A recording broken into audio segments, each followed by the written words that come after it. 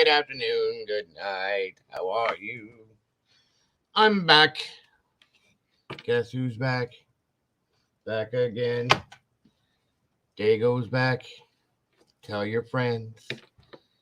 What's up, everybody? How we doing tonight? Good to see ya. Good to see ya. Thanks for joining me again. Thank you all for joining me this afternoon for that stream. I hope you guys enjoyed it, got something out of it. I think it was a good one, and I appreciate you all for joining me so very much. Good to see you all. Let's see who we have here. Mr. Larry's in the house. What's up, brother? Thanks for joining us. Let's see. The lovely Mrs. M. Thank you for being here today once again. Oh my God. Dustin, what's up, brother? Thanks for joining us today. Miss Justice is back in the house. So good to have you here. Mikey, my brother, what's up? Good to see you, my friend. Thanks for coming back. Miss Brandy, always happy to have you here. Sunshine, I got sunshine on my mind. Miss Sherry's in the house. Good to see you, Miss Sherry. April, always happy to have you here. Let's see. Of course, Mr. PPR. And I think that's it for right now, guys. So be sure to share this out. Miss Cece, the sweetest lady on the internet, always happy to have you here. Please share this out, guys, wherever you may feel that somebody would be interested. I appreciate that. Leave some DNA on the like button on your way in the door. I appreciate that so very much as well. And be sure to leave me a comment after the show and let me know what you thought about me or the show itself in general. Either way, guys, just please do those things for me. You'll be helping me out so very much. I do appreciate that. Miss Justice, CC, April, Mr. Dustin, PPR. And again, guys, do not forget this evening after the show, we will be joining the Professional Paranormal Research channel, as I am to be lucky enough to be able to join Mr. Ezekiel Kincaid this evening on the panel tonight in regards to a specific subject we're going to be delving into tonight. It should be a good time. Always is over there. So if you're not doing nothing after this, you're bored, come on over and check it out, folks. It's definitely appreciated by all means. If somebody would please drop PPR's link in the chat, just in case anybody doesn't have it. Until then, we will be right here looking into the lovely Miss Lizzie Borden. I don't know, guys. What do you think? Because that case is pretty much still slightly unsolved. I don't know. I know one thing. It's creepy. Very creepy. That it is. Such a strange story, by the way. Strange story. Nobody knows what really happened. They think they do, or do they? Or don't they? We're going to try and find out.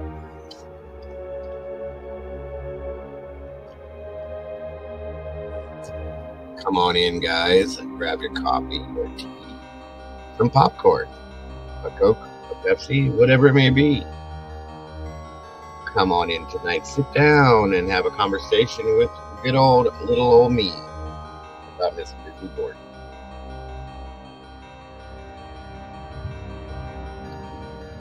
Be a good one. There we are. Thank you, Brandy and CT both. There's the link, everybody, for Professional Paranormal Research. And you might want to get tuned in, folks, because your old buddy Dago here is going to be starting up the Paranormal Experience with Dago. That is my new channel's name. It's going to be coming up here rather quickly. I'm going to go slice tomatoes with a big knife. Serious, you do that sometime. And guys, if you would subscribe to a dear friend of ours, Mr. Dustin's channel, Professional Paranormal Research, for nothing more than some spooky stories and live streams. It's always a good time. There's the link, and I appreciate it so very much.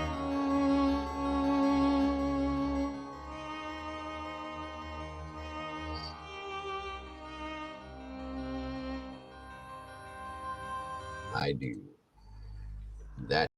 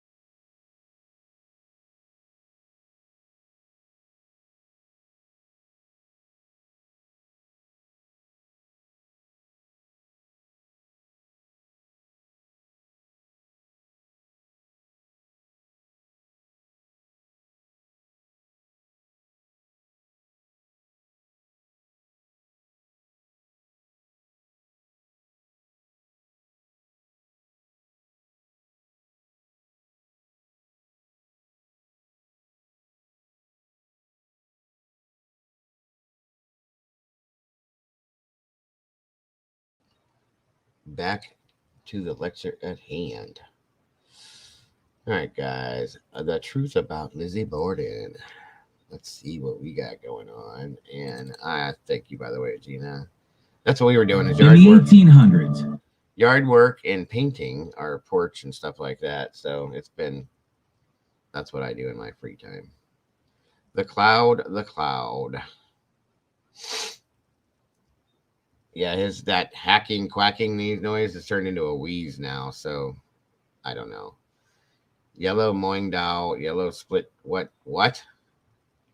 Yellow moing dao, yellow split peas. Taste like Mexican refried beans after cooked down with usual Indian spices. Also, oh, cool, Pink. My daughter loves, and I mean loves, Indian food, all of it, and would live off of it and eat it every single day. You want me to do the poll first? I usually do that at the end. Does anybody have any ideas for the next Thursday night's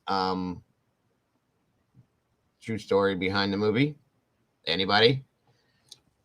Oof, excuse me. Anybody tall? I can do the poll first, I guess. It won't make a difference. Yellow Moon Doll. Sounds good. Anyone at all? Anything. Oh, you want me to do that one? Okay. Sounds like a plan. Let's see. Was Lizzie innocent or guilty?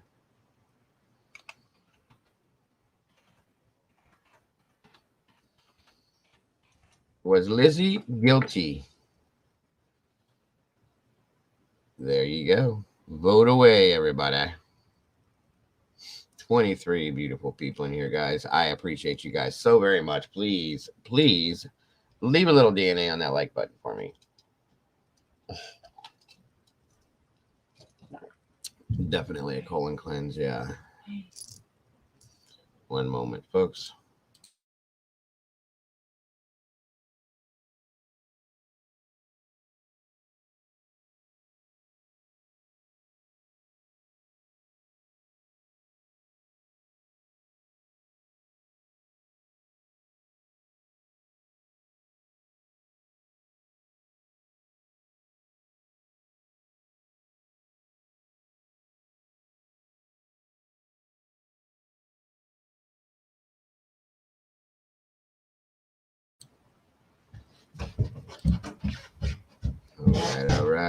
All right.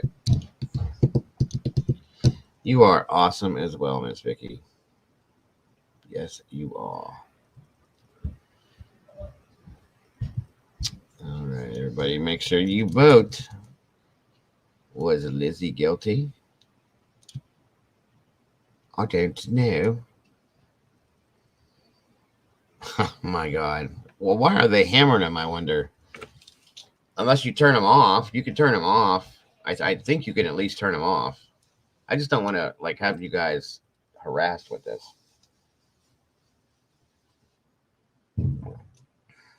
Hey, what's up? Who said what? Well, I appreciate you stopping in, most definitely. Yeah, thank you very much, Mama Bear. It's okay. It's okay. Come on and vote, everybody. Let's get this out of the way. And let's see who all thinks that Miss Lizzie Borden is guilty. Sorry, I didn't mean to do that.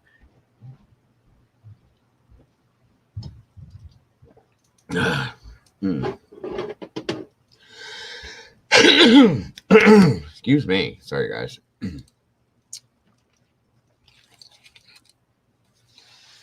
Again, thank you all. I don't know. I didn't see any of the comments from this afternoon's stream. I hope you guys enjoyed it and have been getting something out of the series revisiting Summer Wells. I've been getting a bit out of it and learning some things here and there. That last video we watched proved how many lies have been told about that case. So it's good that we're watching it. Welcome, Michelle. Good to see you. Thank you for joining us tonight for this. Someone has me thinking of something. I'm distracted. Oh, Lord. Okay, buddy.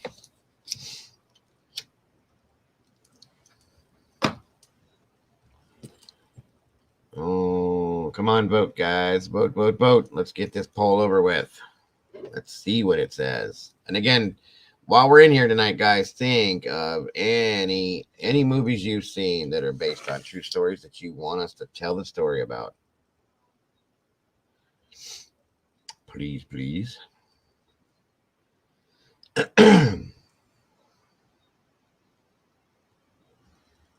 Yeah, please, Dustin, watch for splinters, brother.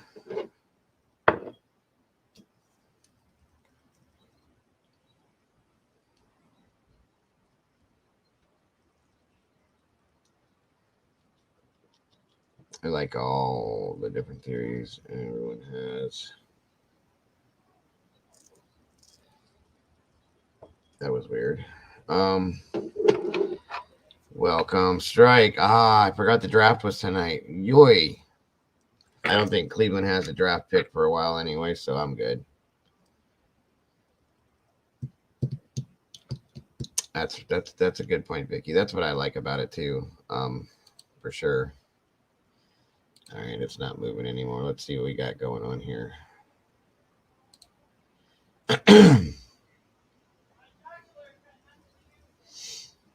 64% of you think that Lizzie did it. 35% said no. Oh, well. So bees it. All right, let's see what we got here. Let me see. And again, as I said,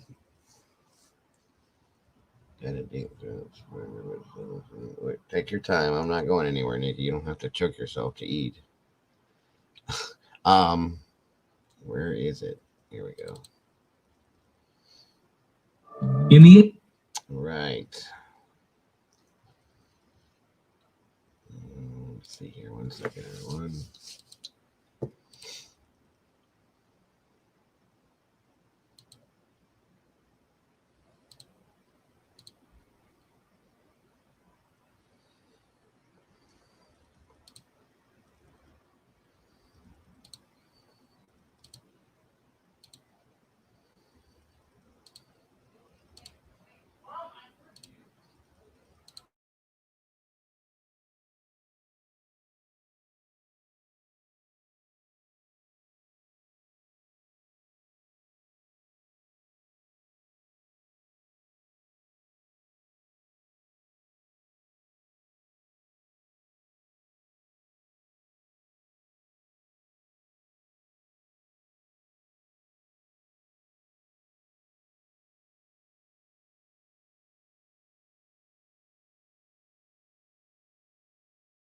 All right, everybody. Again, let me know.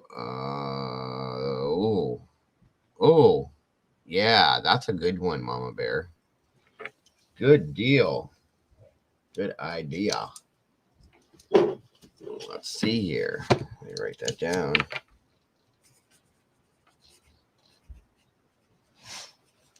Good point. Here's one. And let's get the show on the road. Again, guys, let me know if you have any issues with the audio, please. 1800s, the story of axe-wielding spinster Lizzie Borden was a national phenomenon. But did the infamous Borden, who has been portrayed by Christina Ricci and Chloe Sevigny, actually butcher her parents? Here's everything you never knew about Lizzie Borden and her infamous axe spree. Born in 1860, Lizzie Borden was the youngest child of Andrew and Sarah Borden. Tragically, Lizzie's mother passed away when the girl was just 2 years old, and she spent most of her life with her stepmom, Abby. Decades later, at the age of 32, Lizzie had become a prominent figure in her hometown of Fall River. She was energetic and outgoing, especially compared to her 41-year-old wallflower sister, Emma. In addition to teaching Sunday school, Lizzie kept herself busy singing in a church choir and delivering baskets and bouquets to the sick and poor. She campaigned against alcohol as a member of the Women's Christian Temperance Union, worked at a charity hospital, and served as the secretary for the Christian Endeavor Society. She even prepared turkey dinners on Christmas for underprivileged kids. Neither of the Borden sisters was married, which was unusual for the time. As a result, Lizzie and Emma lived at home with their 70-year-old father, Andrew. He started off as an undertaker before making it big in real estate and the banking business. But even though he was one of the wealthiest men in Fall River, most described Andrew as a notorious penny pincher. As for his second wife, the 63-year-old Abby, most sources claim she didn't really get along with her stepdaughters. Welcome, With a Yo-Yo stingy baby. dad Thanks and a for joining stepmother us, she hon. didn't like, Lizzie wasn't crazy about her home life. And as it turns out, Lizzie's relationship with her parents was about to get even worse. On August 4th, 1892, Bridget Maggie Sullivan, maid to the Borden family, woke up with a serious case of nausea and vomited after preparing breakfast. However, she wasn't the only one suffering from stomach sickness. Both Andrew and Abby Borden had been violently ill, and Mrs. Borden had gone to the family physician the day before, claiming she'd been poisoned. That morning, Sullivan was ordered to wash all the outside windows, leaving Lizzie and her stepmother in the house alone. Meanwhile, Andrew was running errands, Emma was meeting friends in another town, and their uncle and house guest, John Morse, was visiting other relatives. However, things got weird a little before 11. Andrew had just returned home, and as Sullivan went to let him in, she heard laughing coming from upstairs. The You maid got wasn't him, Miss sure what was Molly's so in the funny, house, everybody. but Good shortly to see after you. Andrew stepped inside, Lizzie came downstairs and said Abby had received a note from a sick friend and had gone to visit. With his wife gone, Andrew settled down on the living room sofa and quickly fell Welcome, asleep for Star, the last and time. welcome, Miss Janet Starnes. According to the New York Times, the maid was woken from a nap by Lizzie Borden's screams, and she rushed downstairs to see what was the matter. She was met by Lizzie, who told her that an intruder had attacked her father. Lizzie sent the maid to fetch Dr. Bowen and her good friend Alice Russell, which left Lizzie alone in the house for several minutes. As for Andrew, it was determined he'd been struck 11 times by an axe or hatchet. Later, Abby Borden was found lying dead in the upstairs guest room, the victim of 18 or 19 vicious blows. During their investigation, the police found the head of a hatchet, minus the handle, down in the basement. And while it was treated as the murder weapon, it seemed pretty clean for something just used to butcher two people. Because of how sick the Bordens had been, their stomachs were sent away for testing, but no poison was identified.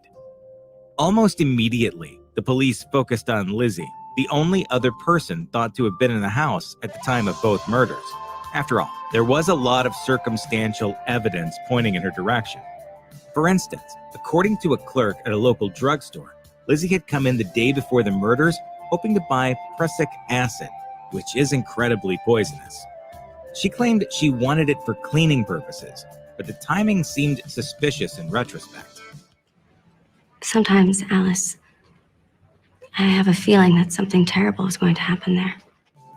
Others wondered how Lizzie could have been inside for Abby's murder and not heard the sounds of a vicious attack, especially since the Borden house wasn't that big. Alice Russell, Lizzie's friend, claimed Lizzie had recently mentioned that she was worried that something bad might happen to her father. There was also the issue of the note Lizzie said Welcome, Abby Tiffany. Borden That's a good received point. that morning, asking her to visit a sick friend. The police couldn't find it anywhere. Plus, the timing just didn't work. Abby was killed at around 9:30, and Andrew was murdered at about 11. If a stranger had committed the crimes, they would have had to wait inside for 90 minutes, or have left in between the murders and then come back, which seems highly unlikely. When Lizzie was questioned at a coroner's inquest several days later, things didn't go well, as her testimony appeared to be full of contradictions. Coupled with the circumstantial evidence, her statements soon landed her behind bars, kicking off one of the most sensational trials in American history. The trial started on June 5th, 1893. At one point, the prosecution dramatically revealed Andrew and Abby's skulls, prompting Lizzie to faint in the courtroom. Things only got worse for the state when the judges ruled that Lizzie's inquest testimony was inadmissible, in part because she hadn't had a lawyer at the time, and partly because she'd been questioned while under the influence of doctor-prescribed morphine. The judges also threw out testimony about her trying to purchase prussic acid.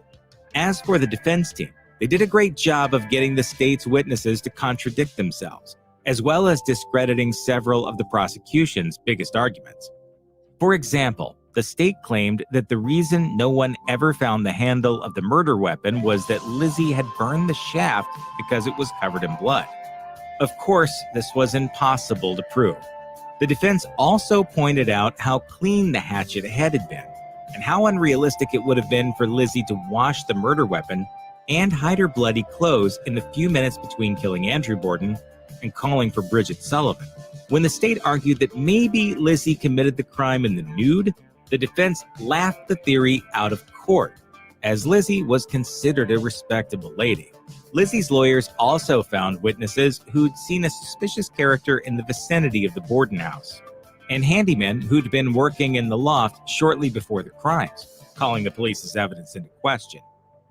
Andrew Borden was one of the wealthiest men in Fall River, with an estate worth about $7 million by today's standards, but he was also incredibly stingy. As a result, the Bordens lived in a house without electricity or running water. There weren't even any bathtubs or toilets. Excuse me, Father.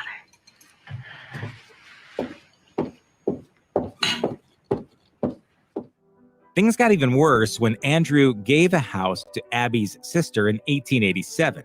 Evidently, Emma and Lizzie thought their father preferred his in-laws over his own flesh and blood, and this allegedly made things pretty icy in the Borden household.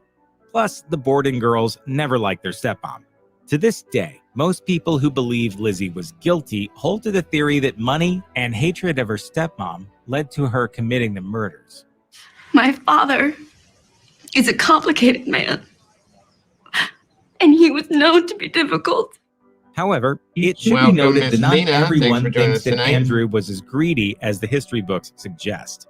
According to journals kept by one of Lizzie's lawyers, it appears that Andrew and his daughter were at least somewhat close. As explained by Michael Martins, curator of the Fall River Historical Society, Andrew Borden was apparently quite concerned about his daughter's well-being. Andrew also paid for Lizzie to tour Europe a few years before the murders, suggesting that he could be generous at times. Lizzie Borden's trial lasted 2 weeks, and by the end of it, it was looking like she might In a walk way, I away agree, clean. Janet, it The is. defense had successfully stopped key prosecution witnesses from testifying and had painted Lizzie as a virtuous woman incapable of such a massacre. In fact, before sending the jury off to deliberate, one of the judges reminded them to consider Lizzie's Christian Hey, character while PW. Thanks discussing for her joining fate. us, hon. When the jury of 12 men returned after just 90 minutes, they pronounced Lizzie Borden guilty. Lizzie let out a yell after hearing the verdict, and it was a sentiment reflected by much of the media. The New York Times reported, "It will be with a certain relief to every right-minded man or woman who has followed the case that the jury at New Bedford has not only acquitted Miss Lizzie Borden of the atrocious crime with which she was charged, but has done so with promptness that was very significant." While it's fair to say the state failed to prove Lizzie's guilt, it's also fair to say that the all-male jury was probably influenced by certain attitudes of the day.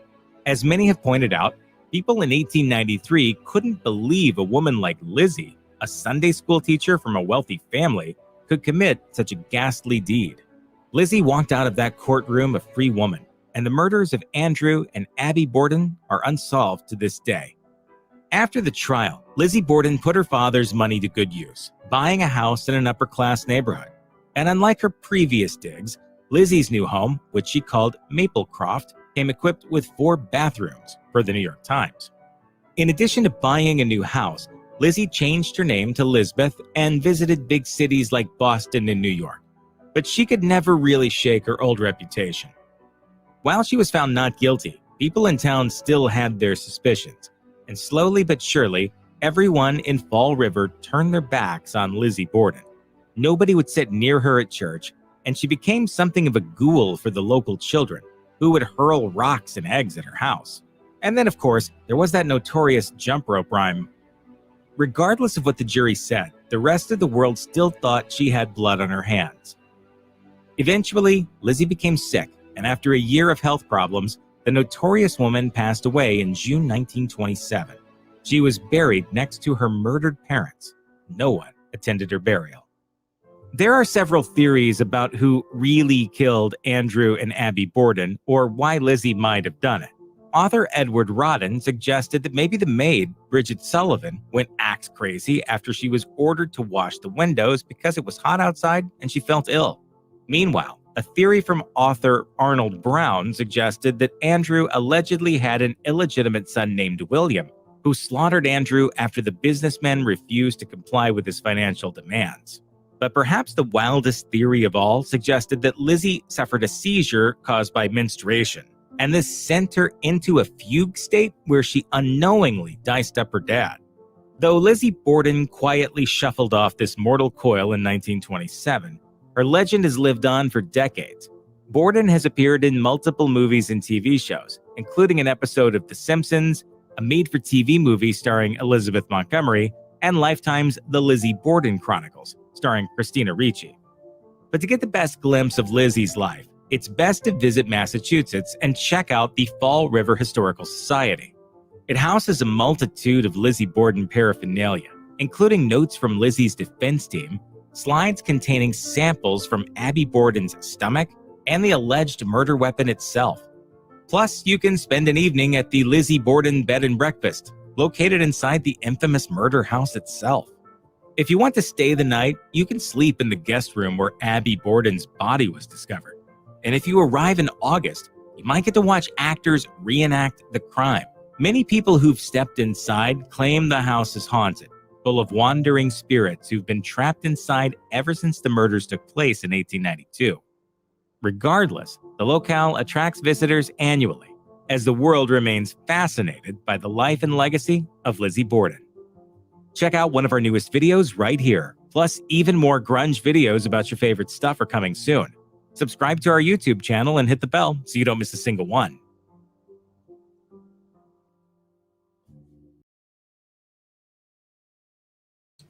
And there is that, everyone. There's that part of that. Now, there's another piece to this that I want y'all to see.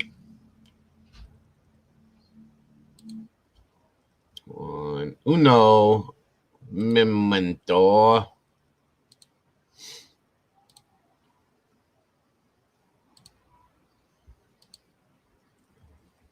I don't know. We'll see.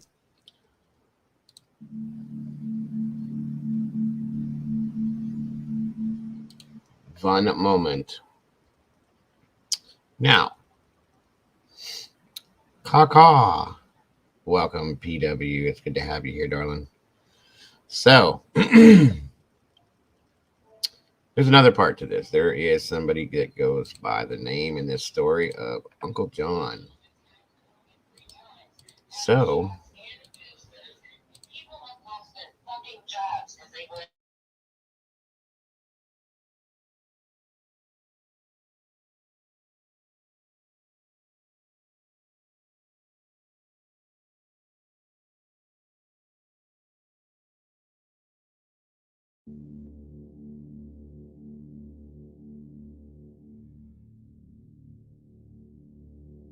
Lizzie Borden took an axe, gave her mother 40 whacks.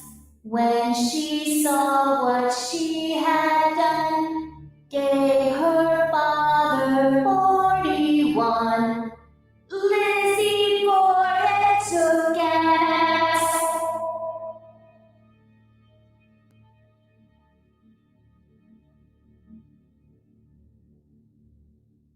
The sinister nursery rhyme sung to the tune of Ring Around the Rosie has been on the lips of children for more than 130 years, retelling the tale of Lizzie's exploits as a murderer. Often, many of the details of crimes as famous as the Borden murders become inundated with salacious rumors, and with each retelling, the actual facts become diminished to a point that you can't tell fact from rumor. The facts are, someone murdered Abby Borden in the guest room of her home sometime after 9 a.m. that hot August morning of 1892. using a sharp-edged weapon, most likely a short-handled hatchet, and struck Abby about the head and neck a total of 19 times. At 10:30 a.m., Andrew Borden returned home and laid down to rest on a sofa in the sitting room. Sometime, most likely between 10:45 and 11 a.m., Andrew was also killed in the same manner as his wife Abby, suffering approximately 11 blows to the face from a sharp-edged instrument similar, if not the same, used on Abby. Their killer was never brought to justice, and for many, it's always been speculated that Lizzie herself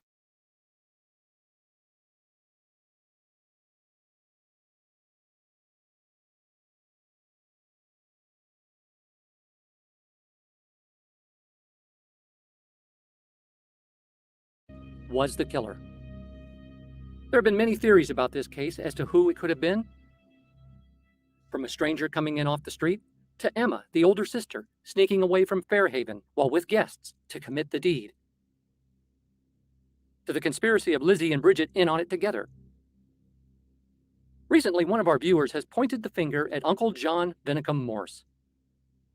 Many have seen his arrival the night before the murders and across town in the presence of family at the right time as suspect. Join us as we look at the Borden murders from the angle of the mysterious Uncle John Vinicum Morse on Crimes of the Century.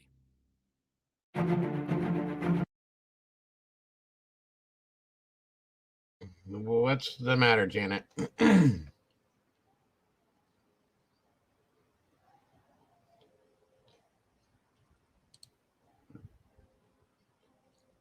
Oh my God. Sorry about the ads, guys. I'm gonna have to try to figure something out about it. I don't know why they're pushing so many of them.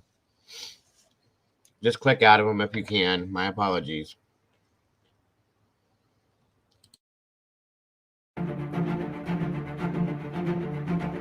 Thank you, Brandon. Everybody, just so everybody knows, my channel is 100% crowdfunded to keep me up and running. I do accept donations, super chats, super stickers, etc. via Venmo, Cash App, and PayPal, as well as the super chats and super stickers. And I do appreciate that so very much. The murders of Abby and Andrew Borden because are I still being enjoy puzzled being here over with now you for all. 130 years Thank you, after the Miss fact. When we step back and look at the crime scene today, it seems baffling that the murders have remained unsolved. Most all researchers on this case come to the conclusion that Lizzie is the most likely suspect. But with the forensic technologies of present day, detectives should have been able to solve this crime in no time. However, it still remains as an enigma as much today as it did in 1892. Before we delve into our focus suspect, let us acknowledge that based on all that has been written from police files and court transcripts, after 9 a.m., both Uncle John and Andrew Borden have left the house, leaving only Bridget the maid, Lizzie, and Abby alone at 92 2nd Street. By the time Mr. Borden returns, about 10:30, Abby is already dead in the upstairs guest room, leaving only himself, Lizzie, and Bridget in the house. And in less than 45 minutes, he too will also be dead, thus again leaving only Lizzie and Bridget alone in the house. So if the killer is not Lizzie or Bridget, then it must be an outsider. Someone who has slipped inside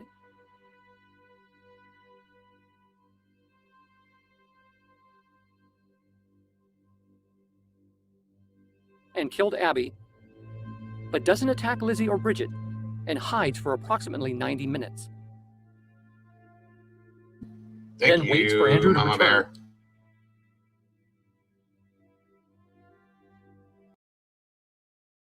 There was a theory about this I've heard in a couple different instances that the maid and Uncle John were involved with each other.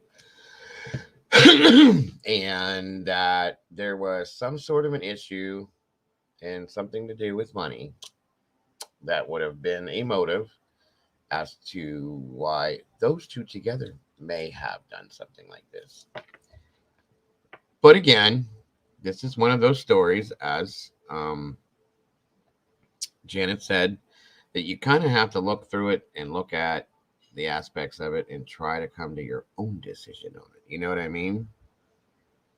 the 90 minutes in between the murders. That's absolutely correct, Vicky. Well, they talk about that here a bit, but I wanted to give you guys the original one we just watched because it had the movie clips through it to catch everybody up in case people did not know. Very few people don't know what this story is. You know what I mean?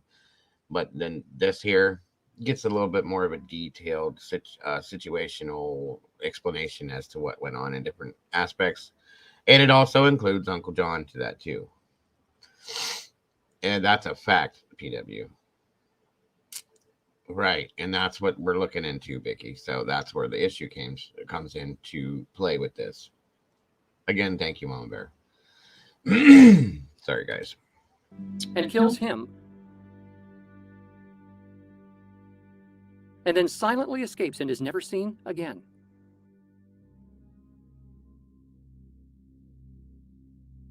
Is this possible? Yes, it is possible for a stranger to slip inside and commit these murders.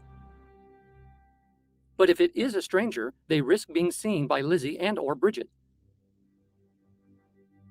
Unless it's not a stranger, and they've been allowed inside to murder the Bordens and escape. If it is a stranger, what is the point of the killings? It's broad daylight. People, horses, and carts are going up and down 2nd Street in front of the Borden's house. The killer just wanders inside. Perhaps hears Abby in the guest room. Goes up and uses a hatchet type of instrument on her 19 times.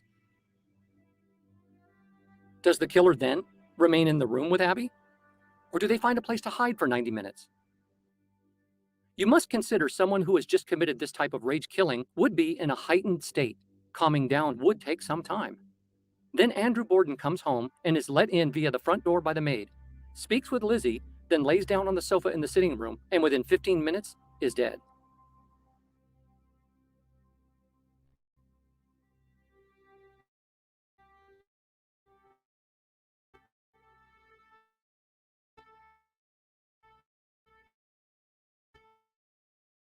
Escape the house unnoticed?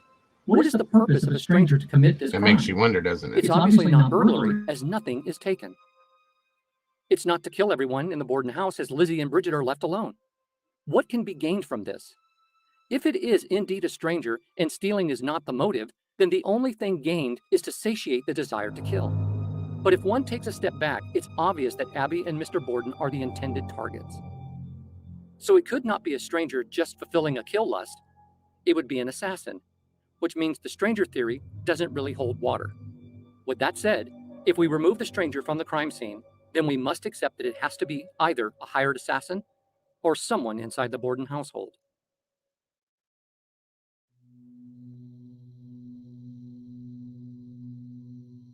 In a previous video, we showed, according to the official timeline and with the house plans, who was where during the events as they unfolded that summer morning.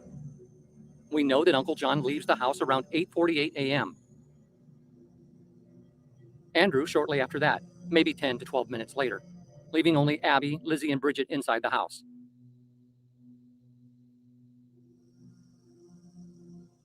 Bridget is instructed by Abby to wash all the windows inside and out. In fact, when Bridget goes outside to wash the windows, Lizzie asks her if she's going to be outside long, to which Bridget replies she will and tells her she can lock the door if she likes. Before Bridget begins washing windows, she notices the neighbor's maid outside and takes time to speak with her at the fence. After a brief conversation between the two maids, Bridget begins washing the outside windows. It is during this time Abby is murdered, with only Lizzie inside the house. We are aware that many strongly believe in Lizzie's innocence. But if she did not commit the crime, then she knows who did, and therefore becomes an accomplice to murder. This would mean Lizzie would have to have let the killer inside the locked house. Where is Lizzie while Bridget is cleaning windows? Is she in the kitchen or up in her room? If she's gone to her room, then one of two things must be. Abby is still alive at that time, or is dead laying on the floor, and there would be no way Lizzie could not have noticed her unless the door to the guest room is closed, which would suggest the killer is still in the room with Abby's body. But we know the door isn't closed at the time Bridget and Mrs. Churchill ascend the stairs because they see Abby's dead body laying next to the bed. In Bridget's testimony, she makes the statement that when she struggled with the front door to let Mr. Borden inside, she heard Lizzie laughing, and it sounded like it came from upstairs behind her. Although she would admit in court, she did not see Welcome, Lizzie. Sandra. Thanks for joining us This tonight, would be dear. around 10:30 a.m. However, even Lizzie places herself on the stairs at one point, but later changes it to being in the kitchen when her father returned home. Oh, right. But see, the problem with that is, Vicky, is that nobody saw anybody. This was broad daylight. You know what I mean? I don't know. This is a hard one. It always has been for me. To try to like pick it apart and figure out like how and who. That's why I always felt like it had to have been somebody inside that was close to the family. Do you know what I mean? And that's why I think that. So I don't know. I don't know. This is a rough one. It's so great to see you, Sandra. Thanks for joining us tonight. But didn't Lizzie burn her dress because she said that it had blood on it from menstruation and she couldn't get it out? That's what the story that I had heard. Yes. That is exactly what I heard. So again, don't know. Right. And I definitely have felt from the moment that I've ever heard this story that it's an inside job. What? It looks like I have mutton chops because of the colors that my facial hair grows. I hate that. But yeah,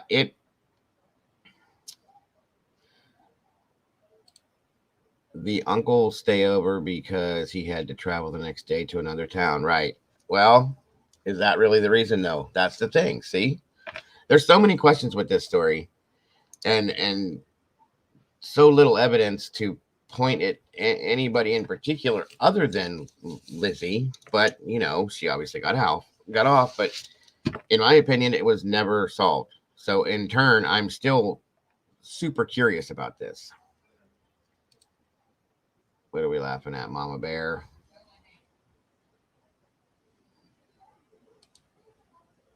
Moving on.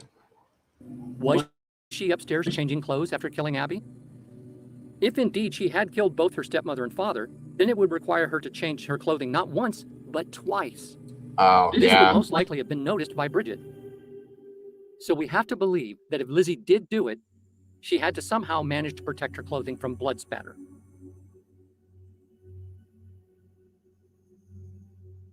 There it is right there.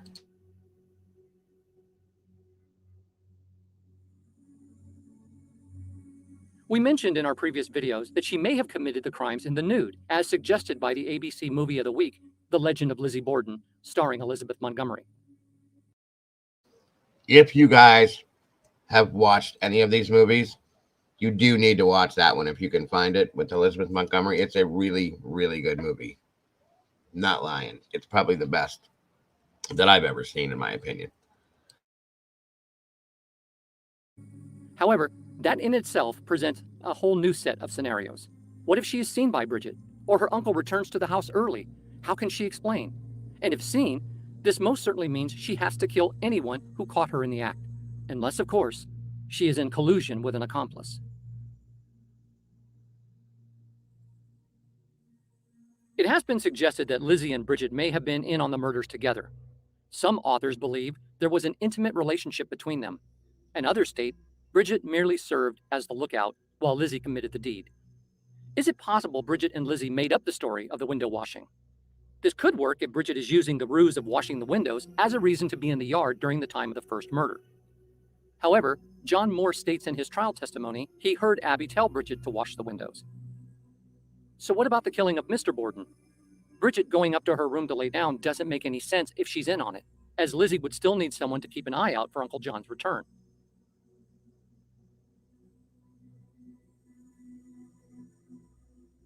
The payoff would be either Lizzie pays Bridget for her silence, or the two of them will collect the inheritance and live together after the fact. This is far too unlikely, as Lizzie seems to have been too dominant of a personality to share her wealth with a servant, one that she couldn't even be bothered to address by her real name. So it seems easy to rule them out as partners in crime. In fact, Bridget leaves the Borden household after the murders and never returns again.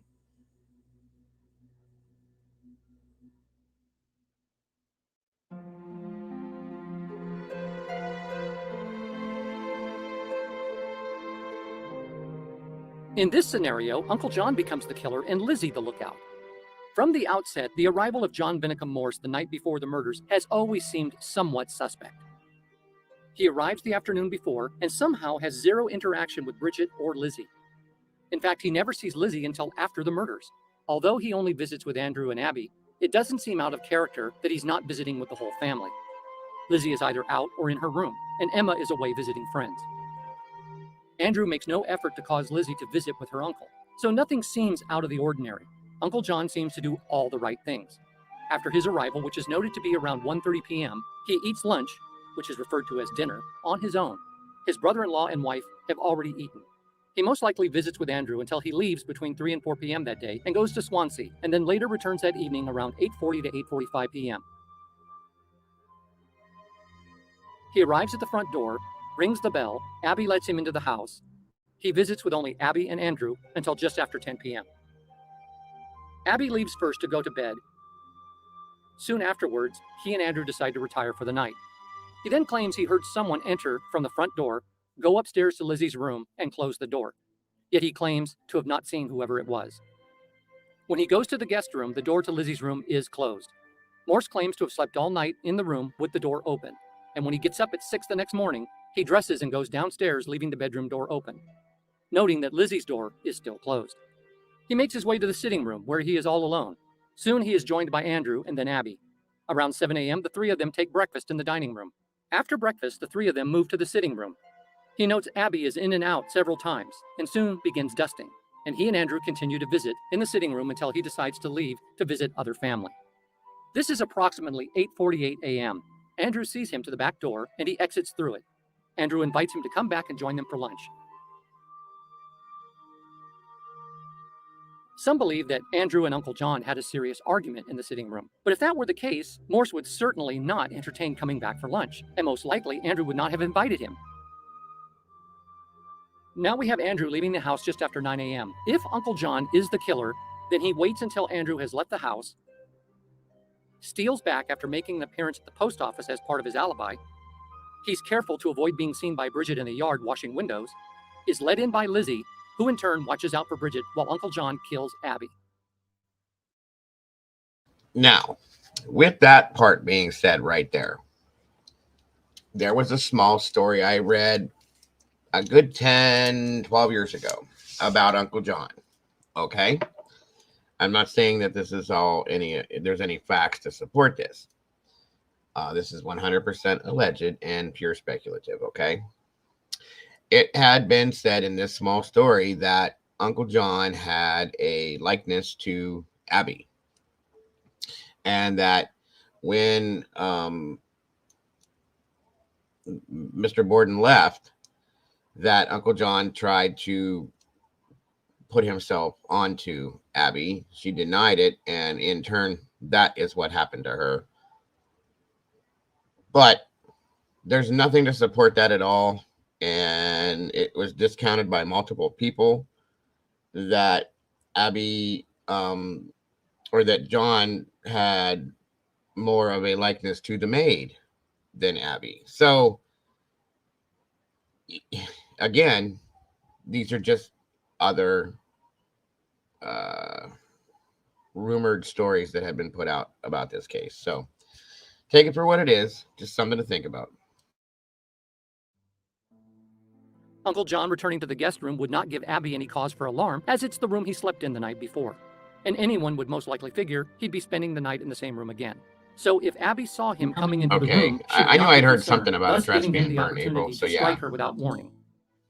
Once she's down and is dead, Uncle John has to either remain hidden until Andrew comes back or slip out, aided by Lizzie, and now visit with his niece, who lives about 1.25 miles from the Borden house, to further establish his alibi. But what about the blood? Wouldn't he have to change his clothes? He makes it clear in his trial testimony he did not bring any luggage with him when he came to visit the Bordens. So, with no change of clothes, how does he hide the blood? Does Lizzie provide a change of clothes for him? Perhaps some of Andrew's clothing? Are they close in size? This is the same issue for Lizzie. 2 murders would mean 2 sets of clothing, unless the murders are committed in the nude, which is highly unlikely. And no, that part of that won't work because Andrew was, I believe they said in the one story, about 1.5 feet taller than Mr. Borden, because Mr. Borden was quite short, to be honest with you, okay? Now, here's another piece of info to think about with this, folks. That it had been talked about that it was questioned whether or not Lizzie or the maid, either Bridget, either one of them could have been strong enough to apply the blows that caused the death of um, her mother and father, which is something else to think about along with this as well. So we, again, inquiring minds want to know because we don't know. But what now? Doesn't he have to make an appearance at his nephew and niece's home, where he is until after 11 a.m., the time of Andrew's murder? He claims that he was with his niece from around 9:30 to 11:20 a.m., so nearly 2 hours, and now must return to the Bordens for the noon meal. This just doesn't add up. There's no way he can be at his niece's home and kill Andrew. There isn't enough time.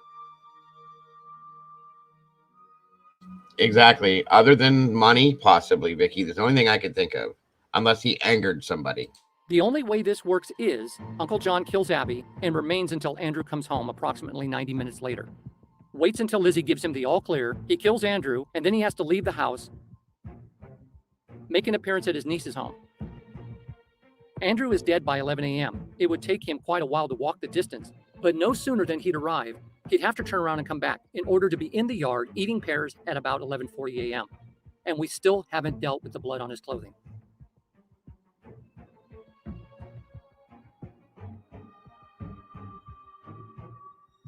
The only way he can commit the murders and have an alibi is if family lies for him. His niece would have to say he was there for the approximate 2 hours, which would mean he, Lizzie, and his niece are all in collusion. And why would anyone take such a risk? Money, and lots of it. If Uncle John is the killer, then it has to be for the money. He has no loyalty to Andrew. His sister's been dead for more than 30 years. He can see that his brother-in-law won't even own a house with plumbing and gas lighting.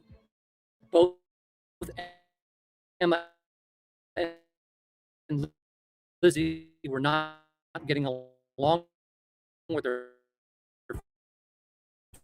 their father, inherit his entire fortune, and they would be left out in the cold.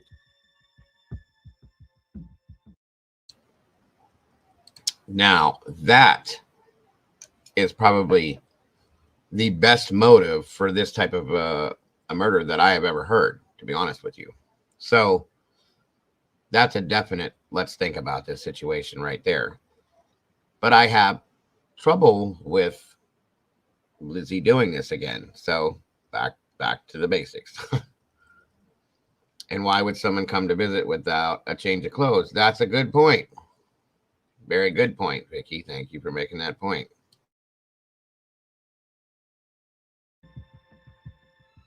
So perhaps after the property that belonged to their mother was given to Abby's sister, Lizzie and her Uncle John had a conversation. And that conversation may have been how to work out the details on how to deal with Bridget, provide him an alibi, and that while Lizzie may be suspected, there truly would be no evidence against her. So the plan would require that Abby is killed first. That clears the way for Emma and Lizzie to inherit Andrew's estate, about $300,000 at that time, the equivalent today of nearly $10 million. In our previous video, we did make the statement that it appears that the only ones to have financially benefited from Andrew's death was Emma and Lizzie, and there is nothing to suggest that Uncle John benefited at all. However, that being said, we must remember that this is a time where cash is king. There is no personal income tax at this time. It wouldn't be for another 21 years before Americans would have to report personal income in 1913. With that said, Lizzie could have easily made certain that her Uncle John was well provided for in cash, as well as his niece, and no one need be the wiser. Now, all of this, of course, is simply speculation. There's nothing to prove anything that any of this actually took place. It is nothing more than a possible scenario.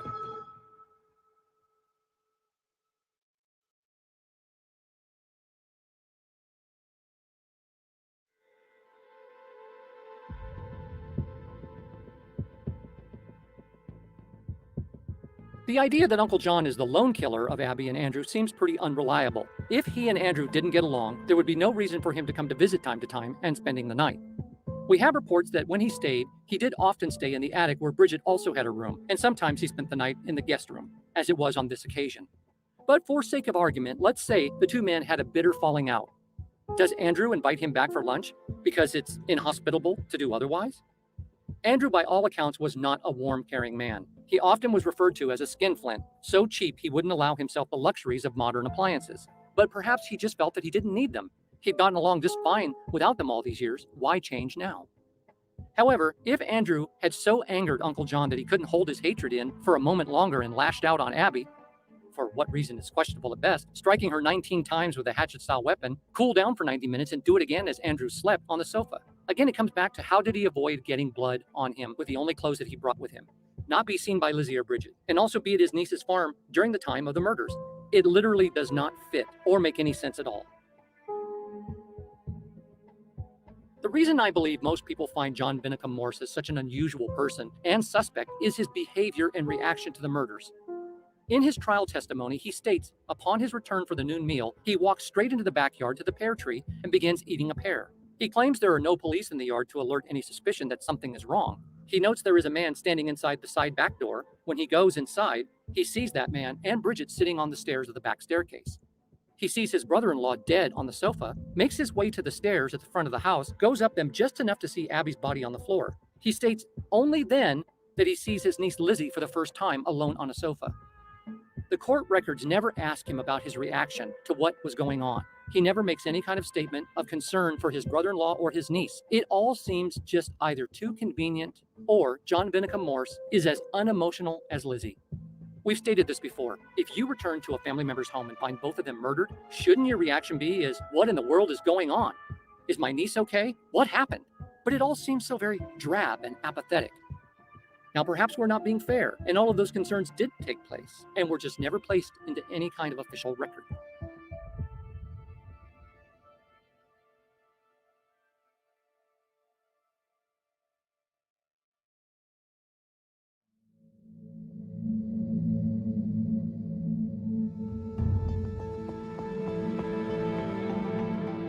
So where does that leave us? We either have to believe in the stranger from the street scenario, Lizzie in collusion with Bridget, Lizzie and her Uncle John are the killers, or Lizzie acted alone. When reflecting upon the official records, Lizzie is truly the only real suspect. Her behavior in the days leading up to the murder shows that she was fearful that something awful was going to happen. That is called projecting. And when Mrs. Churchill comes into the yard asking, Lizzie, is everything all right? She says, do come in. Someone has killed father. What? Who in their right mind finds a dead body in their house murdered the way Andrew was and not feel the immediate fear to get out of that house? Lizzie makes no effort to leave. She's calm for all that we know. How does she know that the threat is gone? Unless, of course, she herself was that threat. She makes several suspect comments that day, and on 2 occasions, she makes attempts to get Bridget to leave. Once is the mention of a sale at Sargent's, and this is while Andrew is laying on the sofa in the next room, and then tells her she may go lay down before the noon meal. This is to make sure she can be alone downstairs. She cooks up the mysterious note for Abby as a way to explain her not being there. Then miraculously, she tells Bridget to go and look for her. She thought she heard her come back and must be upstairs. Again, this is very suspicious. That's been said a lot. During all the commotion, wouldn't one believe that if Abby were alive, she'd come downstairs long before now, if for no other reason to find out what's going on?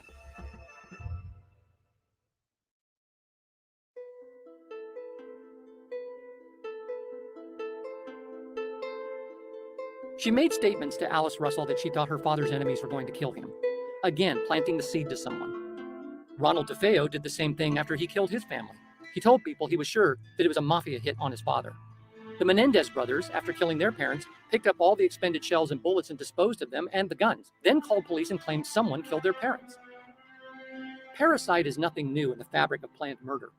Children have often murdered their parents for money, escape from abuse, or whatever perceived threat they have imagined there is. Typically, the initial excuse is an unknown killer must have came in and murdered them, but they can never provide a solid answer as to why they were spared. The Menendez brothers claimed that they were at a movie and then at a club during the killings.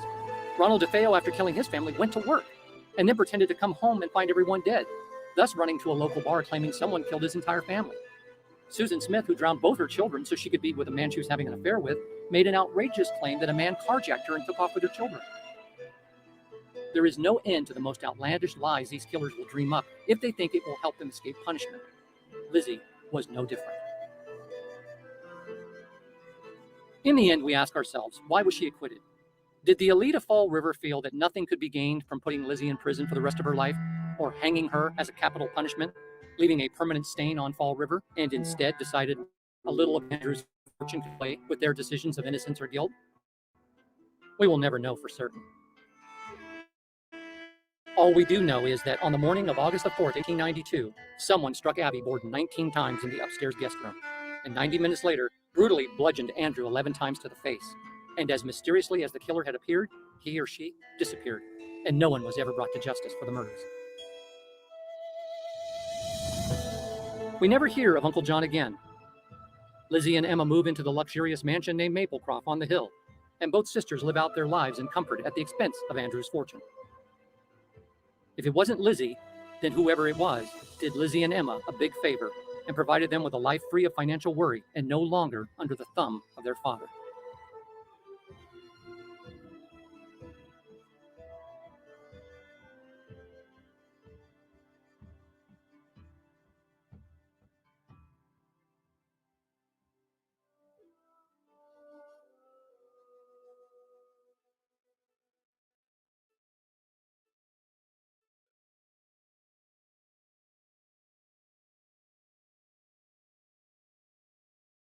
And there it is, everybody. Now, with all of that being said, there was one other aspect of this that a lot of people said. A lot of people thought that, thank you, Brandy. Miss Vicky's Facebook, guys. Wow, your mom. Welcome, Boone. Good to see you, darling. Thank you for joining us tonight. As we know, that Abby was not the biological mother to the girls, Lizzie and her sister, okay?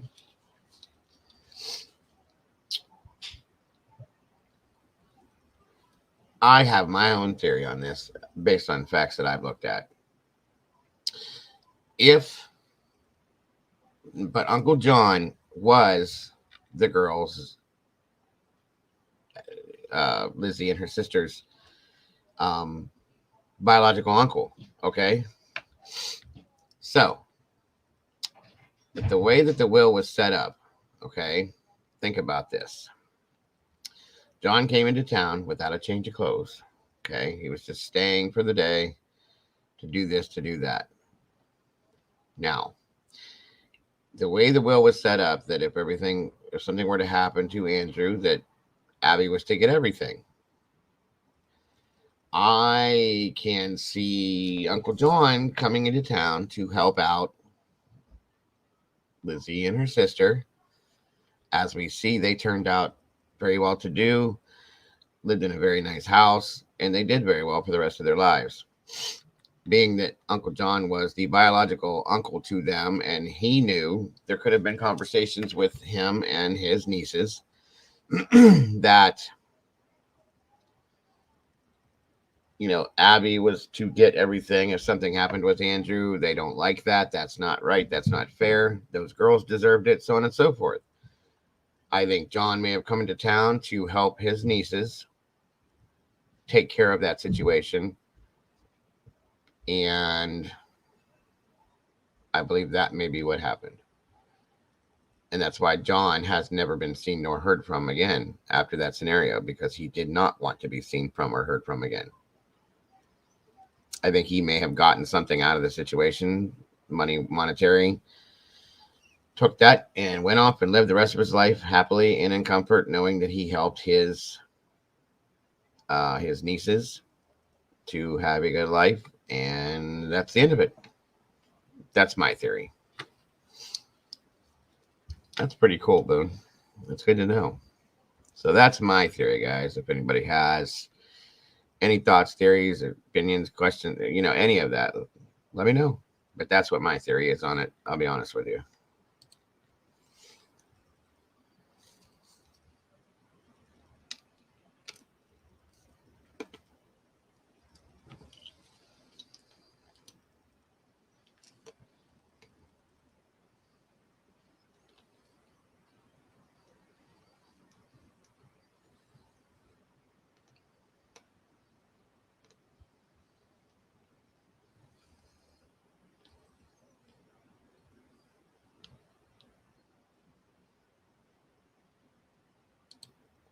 I didn't even see that till just now. That is pretty cool, Boone. That's really cool.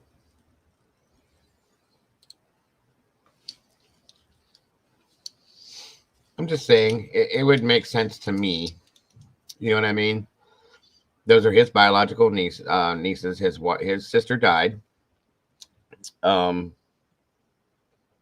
and he comes into town with no clothes. That doesn't make sense. But okay. All right, like I said, I believe there were previous conversations, and then Uncle John just wanted to help out his sister's kids and make sure that they were set for life, and that Abby didn't take from them what he felt was theirs and they felt was theirs, and that was that. Because I believe that somebody of his stature could do that and could accomplish the murders without fail. I have issue believing that Lizzie could do it personally. So that is my thought and theory on that, the Lizzie Borden story.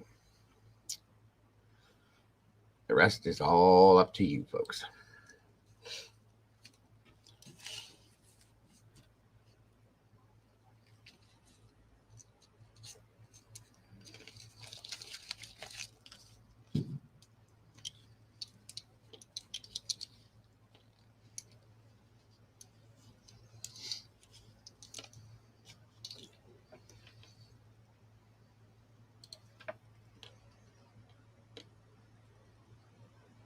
That's a good point, Vicky.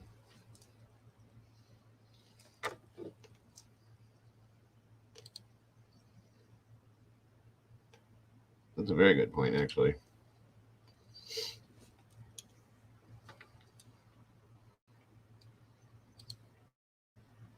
Oh, yeah, it definitely was. If it's Borden, it's got to be good.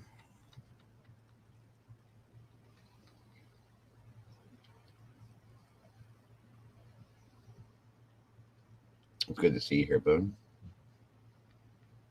So does anybody else have anything about this or on this or?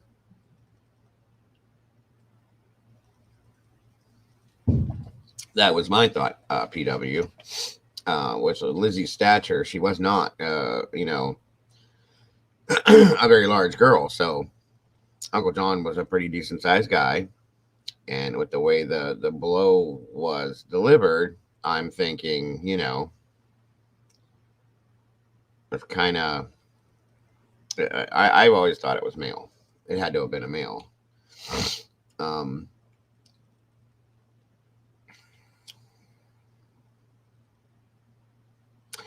We voted on it, Star, and this one was the one that was picked. So we'll re-vote on the Pee Wee story here soon. But they chose Lizzie Borden first, so we will go back though and cover it. Everything that I always put up for vote is always thrown back into the mix. But we're going to cover it here relatively soon, Star. It'll be in here in the mix. So once again, let's see. What did you just say? Vicky said, typically when it's multiple stabbings or something to that extent, it means a crime of passion type killing, or typically people go off the deep end through emotions, does killing extent, or it's something that they want to be sure it's going to be permanent. You know what I mean? Good to see you, Star.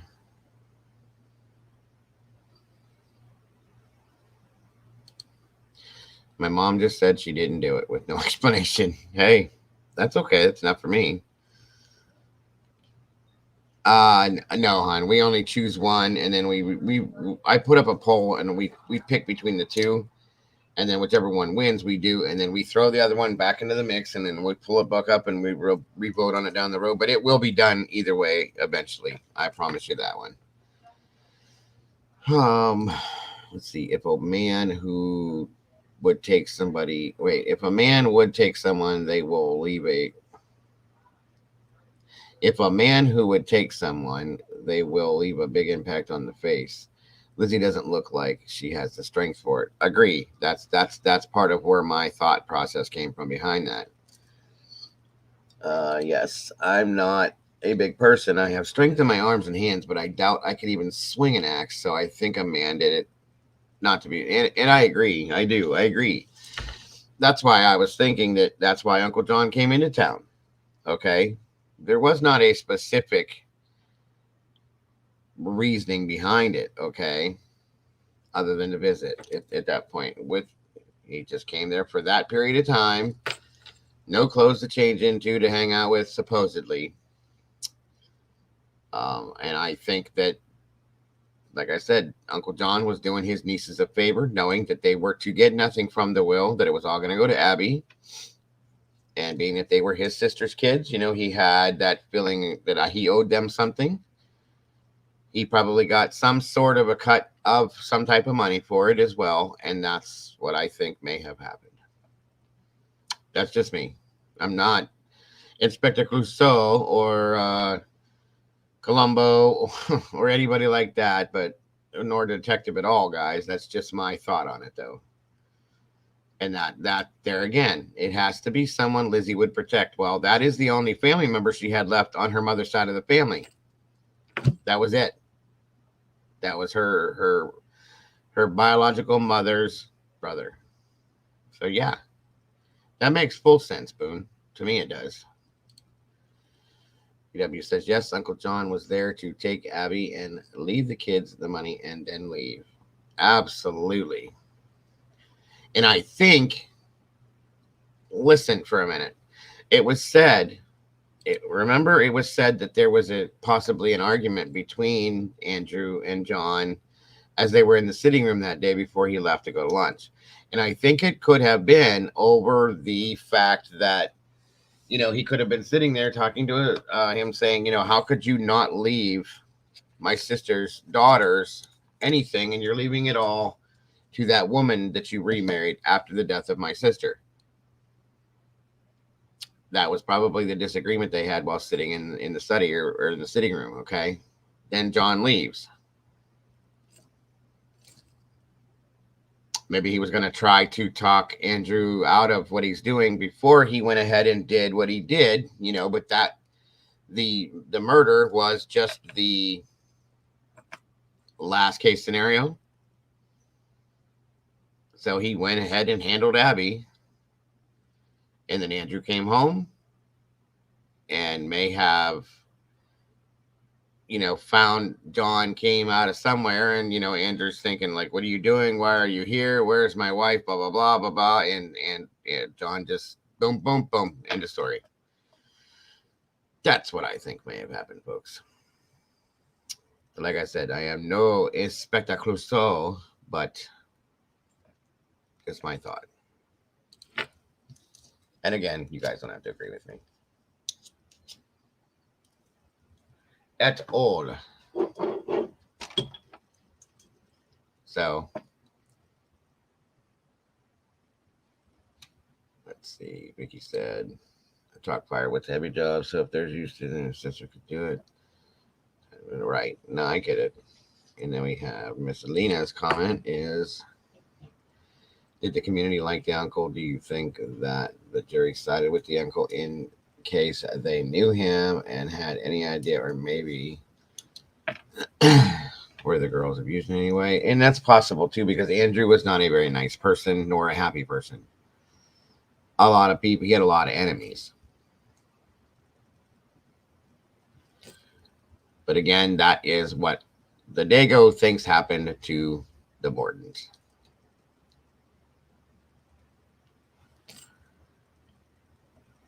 So that is it, folks, as far as that goes.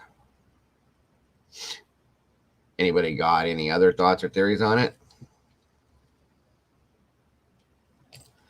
That has been talked about as well, Vicky. I've heard that he was not the very, that he paid extra special attention to Lizzie. I'll just put it that way.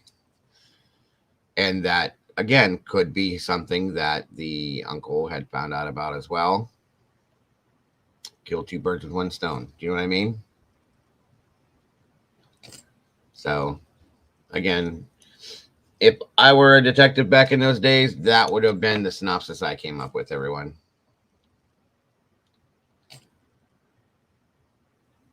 So, what are you going to do?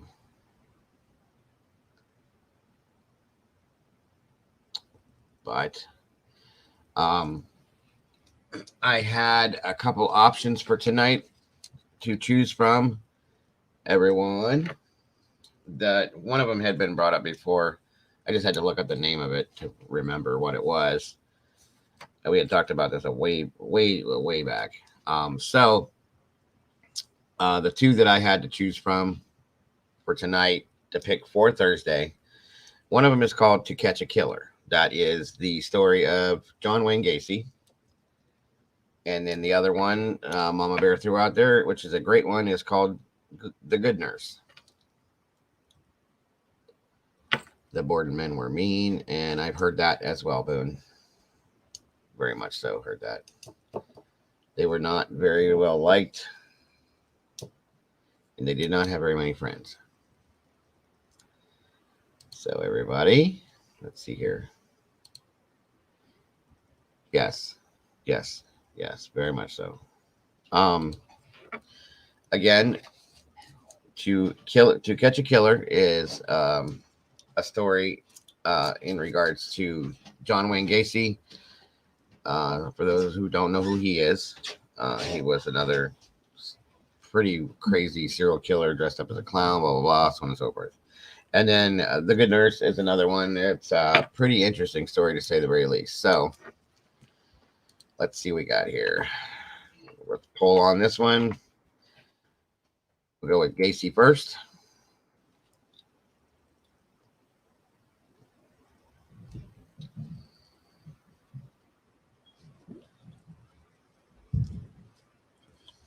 Vote away, everybody. Vote away. The Gacy story is pretty interesting in my opinion. I always thought so. Miss Vicky says maybe John walked in on something Andrew was doing to Lizzie and snapped. That's very, very possible. But what would be the reasoning for killing Abby then? Because she was deceased before Andrew even got home.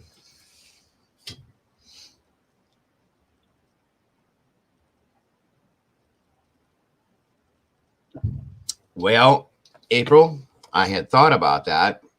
Lizzie was very small, very short, okay? And I thought, well, maybe, what if Uncle John put the dress on, okay? But the height difference is ridiculous. He would have been wearing shorts to say the very least. It looked, you know what I mean, or a mini skirt. That just wouldn't make sense to me. So I'm not sure what the deal is. I think Vicky might have been right that he did have maybe some other clothes and good God, that looked like a hand behind me right there for a minute. You see it? Over there? Looked like a hand on the back of my chair. That creeped me the hell out. Whew. That was freaky. Sorry. Anyway, good Lord. So I just think that that's what my thought is on the whole thing. Boone says she's the tallest at 5'5". Maybe that's why my mom didn't elaborate, because maybe it is known throughout the family, you know what I mean, to some extent, and they just said nope because it worked out for the girls and it stopped some other things from going on, and you know, it is what it is.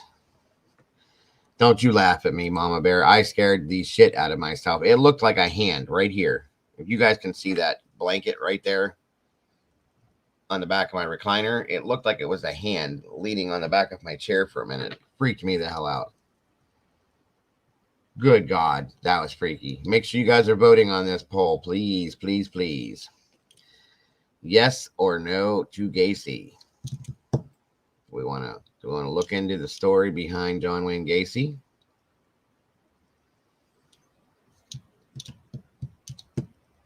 That's very possible, Vicky. Very, very possible, my dear.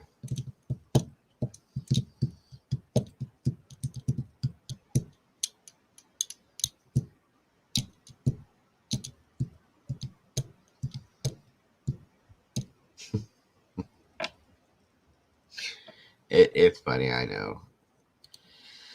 Yes, I scared the hell out of myself. It happens. Which is funny because not too much scares me. So, yeah, I just happen to look up and I see it looks like a hand is draped over the thing like this. And I'm like, what the hell? Because I know Caden likes to walk up behind me sometimes and he'll lean on the chair like that. And it's like, okay.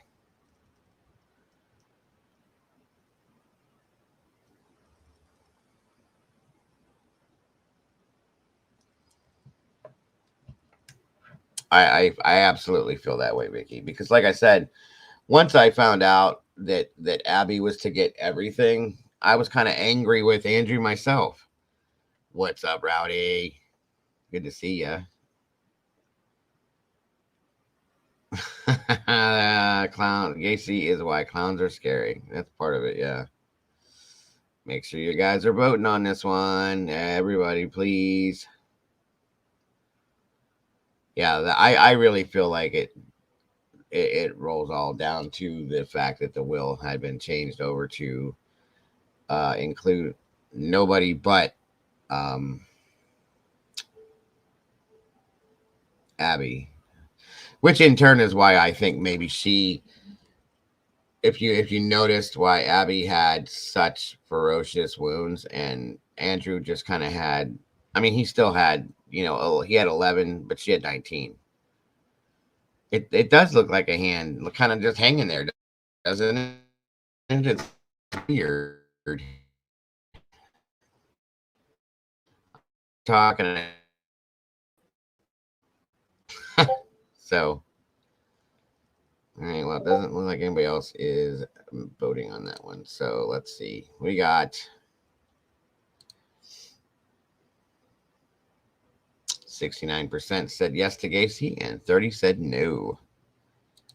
Let's check out the next one. The next one is called The Good Nurse.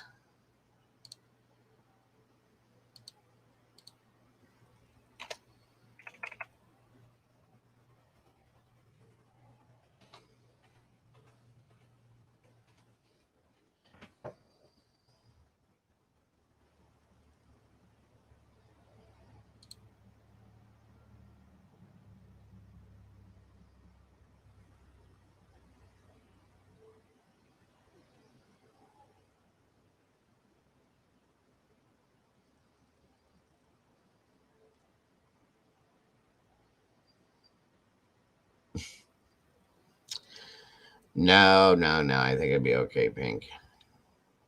I think it'll be okay. Like I said, I don't usually get scared about anything, honestly, but it's just the way that looked to me when I first looked up, and it was like, wait a minute.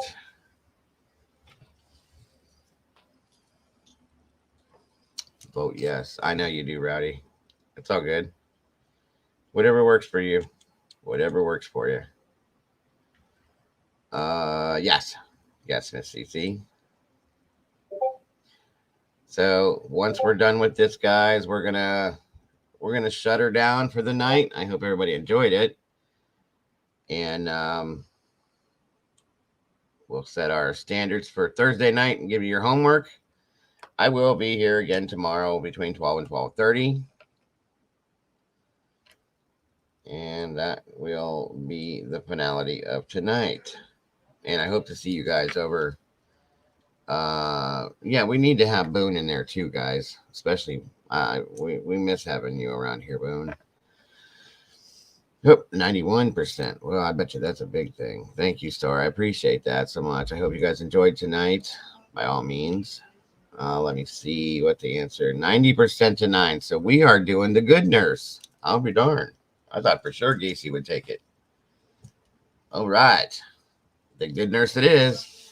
So that is your homework for Thursday night, everybody, is to check out that movie, The Good Nurse, if you haven't seen it. It's pretty decent.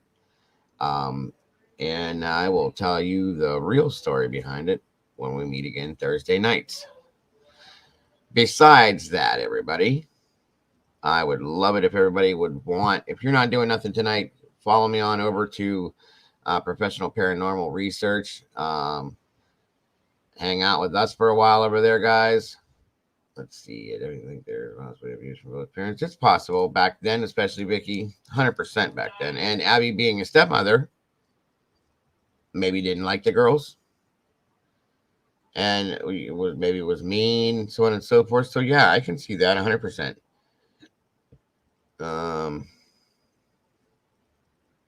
Thank you, Mrs. M. Again, I hope you guys enjoyed tonight. I hope you guys enjoyed the story and the way it was brought to you. I do the best I can for you guys on a regular basis, and I hope to see you all. For those of you that are here for these at night, I hope to see you next Thursday or this coming Thursday again for the Good Nurse. The rest of you guys and for all of you, of course, I would love to see you tomorrow between noon and 12:30 as we continue to talk about Summer Wells, as we revisit the case to find and pick apart anything we may have missed the first time. It's very interesting, folks, and it has been. But besides that, tonight, if nobody's doing anything, follow me on over to Professional Paranormal Research. I will be on panel over there tonight with Mr. Ezekiel Kincaid, and it should be a really great show, guys. I would love to see you all there. Besides that, folks, guys, thank you so much for everything you do to support this channel and myself. I do love you guys, each and every one of you guys, equally, 100% for sure. You guys are the most amazing people out there and the most beautiful people around. I love you guys to death, and I will see you all so very soon. Don't forget to love yourselves and to love each other. Don't change a thing, because you are the beautiful people. I will see you soon. Good night, everybody.